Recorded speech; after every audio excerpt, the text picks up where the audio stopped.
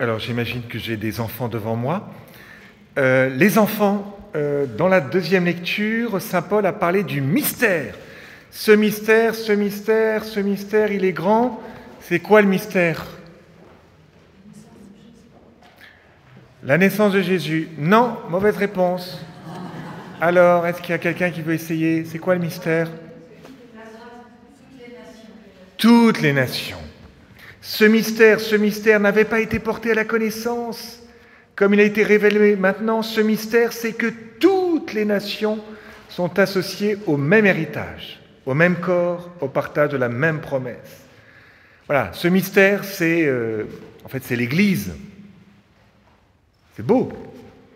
Voilà, donc c'est important d'écouter. Donc on a, vous voyez, à Noël, les bergers qui viennent. Alors les bergers, c'est plutôt les gens qui sont éloignés moralement.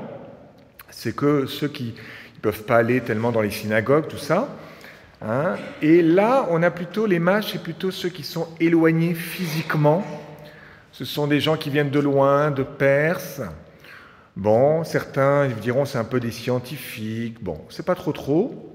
En tout cas, ils représentent, et c'est comme ça que parlait de Ratzinger, enfin dans son livre Jésus de Nazareth, Benoît XVI disait, ils représentent cette mise en route de l'humanité vers le Christ. Ils viennent de très loin avec leur science, tout ça, leur univers. Bon, ils ont plusieurs races certainement, et donc ils viennent adorer. Ce qui veut dire que à l'Épiphanie, nous avons cette manifestation à toutes les nations. Et ça veut dire, en creux, que tout homme est fait pour Dieu. C'est une grande espérance pour nous, parce qu'on se dit, tiens, je vais revenir chez moi, dans mon univers, et comment je vais parler du Seigneur? Parce qu'ils vont me dire, mais moi, je ne suis pas tellement intéressé par le Seigneur, je suis intéressé par la PlayStation, je suis intéressé par mon jardin, ma chasse, mes bibelots. Eh bien, tu ne le sais pas, mais en fait, tu es à l'image de Dieu, donc tu es intéressé par le Seigneur. Tu es fait pour Dieu. L'homme, Dieu est fait pour... mon cœur est sans repos tant qu'il ne demeure en toi, comme dit saint Augustin. L'homme est naturellement fait pour Dieu. Et donc c'est important, vous voyez, dans l'évangile de Matthieu, il y a cette généalogie.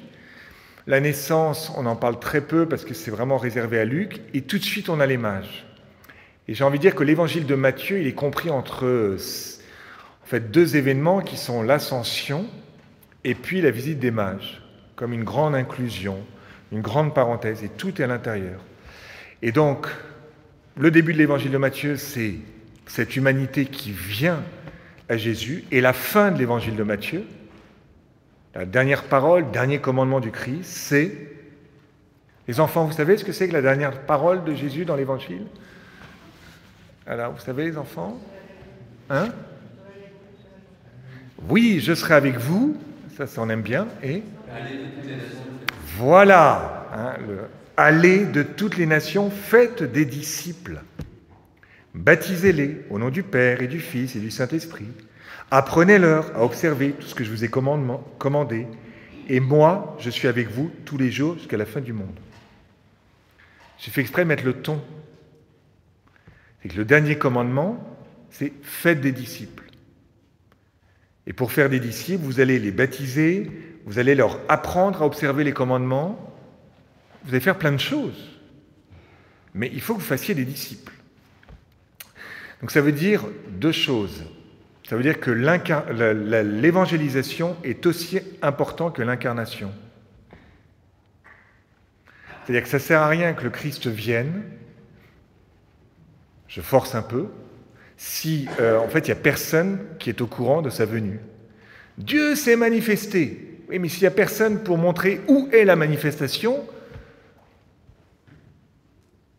donc là, les frères et tout ça, ils ont donné leur vie, et les sœurs contemplatives, etc., c'est tout un, pour qu'on vive une expérience, mais s'il reste à Troussure toute l'année, c'est pour que nous, on bosse et qu'on aille chercher les uns et les autres et qu'on les amène à la crèche.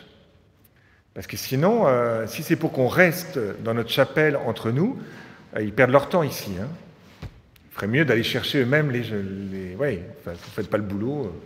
Moi, si j'ai quitté ma paroisse pendant une semaine, c'est que je compte un processus de démultiplication où là, il y a une garde rapprochée de gens qui en veulent et qui donc vont mettre le feu à Chatou, à Nogent-sur-Marne, à je sais pas où, à Poissy, à Toulouse, etc.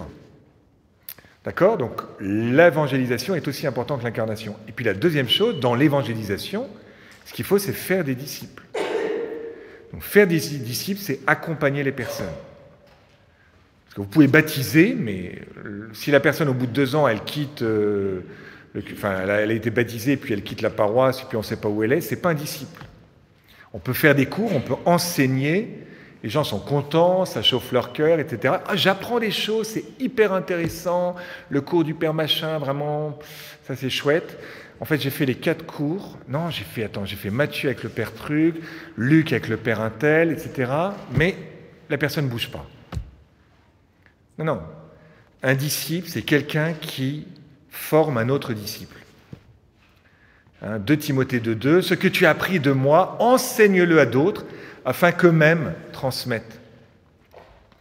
Donc ça veut dire accompagner dans la durée, etc., se dire quel processus, la personne elle est loin de l'église, à ce moment-là, il faut peut-être que son petit pas, elle sait ça, je vais d'abord l'inviter chez moi, et puis ensuite, peut-être, je vais lui proposer, non, la messe, c'est trop compliqué pour elle, donc pas la messe, ok, je vais lui proposer de rencontrer un autre, et puis ceci, puis cela, en étapes, ça prend du temps. Faire un produit, annoncer la bonne parole, ça ne prend pas beaucoup de temps, parce que vous faites un petit coup, une activité, mais faire un disciple, ce n'est pas faire une activité. Donc qu'on se dise comment, moi, je forme des disciples, et je les prends au bord de la mer, là, et puis ils deviennent pêcheurs d'hommes, ils prennent eux-mêmes au bord de la mer, comme je les ai pris au bord de la mer. Voilà, qu'on se dise, qu'on ait une lumière là-dessus, voilà. Donc ça, c'est la première chose. Et puis la deuxième chose que je voulais dire, c'est qu'en fait, nous avons, je suis désolé, mais la moitié de l'histoire. Bon. La liturgie nous propose la moitié de l'histoire, mais le point culminant du texte, c'est les mages regagnèrent leur pays par un autre chemin. Pourquoi ils regagnent par un autre chemin? Pourquoi ils ne vont pas voir Hérode? Parce que ça, c'est la deuxième partie de l'histoire qu'on nous a cachée. Enfin, elle n'est pas cachée, elle est dans l'évangile de Matthieu. C'est qu'en fait, Hérode, lui, il est parti aussi par un autre chemin, c'est-à-dire qu'il va massacrer tous les enfants. Donc ça, on n'aime pas trop l'enseigner au caté, c'est en messe de semaine, mais pas le dimanche. Mais en fait, la venue du Sauveur entraîne le massacre de centaines d'enfants. Un Sauveur nous aimait. Et on a un Hérode qui est effrayé, en fait, parce que si tu prends, c'est la place de parking, s'il y a un roi, ben moi je suis roi, donc il ne peut pas y avoir de roi, donc à un moment donné, c'est pas possible. Donc la question que montre Matthieu, c'est vraiment le... Et c'est pour ça que j'ai envie de dire que on n'a pas vraiment pu inventer cela, parce que ça dessert le message, enfin, un peu quoi. Enfin, Matthieu, il n'est pas empêché, ça se sait, il est obligé de dire que la venue du Christ a créé en fait un certain nombre d'enfants et donc a causé un scandale. Vous voyez, et en plus, le scandale, il est renforcé puisque Joseph reçoit un songe pour quitter et les autres femmes n'ont même pas de songe.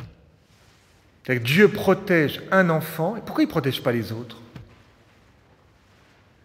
Vous voyez, Matthieu, l'évangéliste Matthieu, veut vraiment nous mettre face à la réalité de ce scandale. Il ne va pas nous le cacher, il dit c'est le problème, et je vous le dis. Et donc, il va falloir que, en fait, on comprenne que la gloire de Dieu, le salut de Dieu, en fait, peut coexister avec un scandale. C'est ça qui n'est pas facile pour nous. Nous, on fait une retraite, et puis on se dit, ben, ça y est, maintenant, tout va aller bien, évidemment.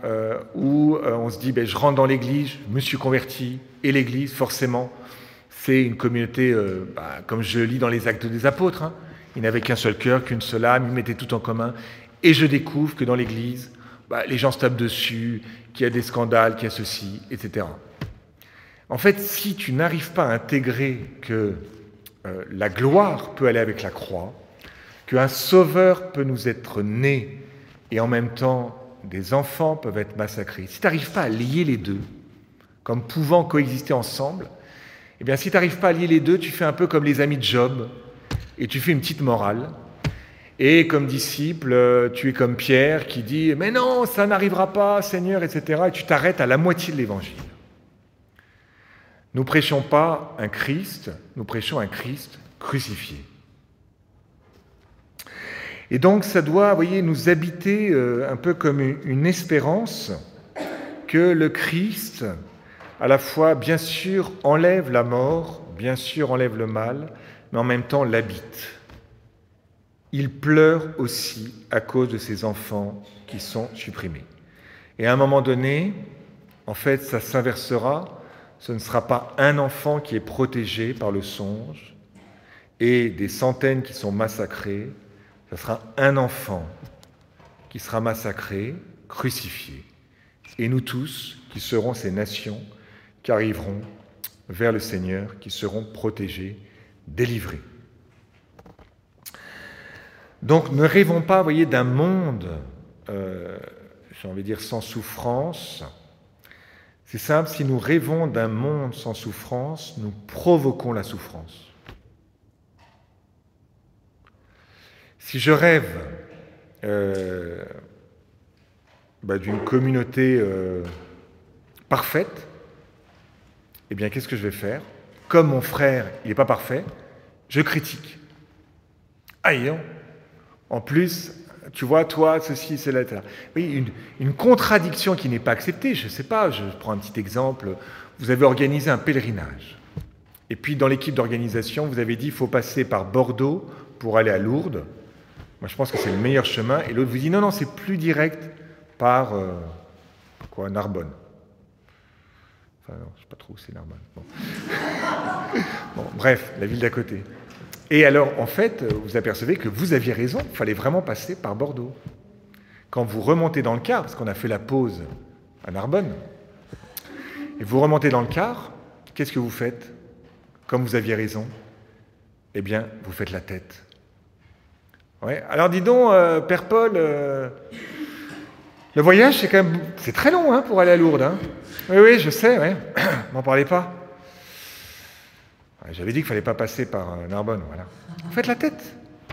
Et vous critiquez. Vous ajoutez une souffrance à la souffrance. Vous voyez, c'est les problèmes sur le début de vie, la fin de vie, c'est ça dans notre société française. Si je n'accepte pas l'enfant que je porte, j'ajoute une souffrance qui est de supprimer l'enfant. Si je ne supporte pas ma vie ou la vie de mon papa, j'ajoute une souffrance et je tue. Une souffrance qui n'est pas acceptée est augmentée. Donc que le Seigneur nous aide, voyez, en partant de cette retraite, à prendre conscience que la mission sans l'incarnation, c'est la moitié du chemin, et que la croix et la gloire peuvent vivre ensemble dans ma vie. Que dans ma vie telle qu'elle est, dans le monde tel qu'il est, eh bien, la lumière peut luire dans les ténèbres, et les ténèbres ne l'ont pas arrêté.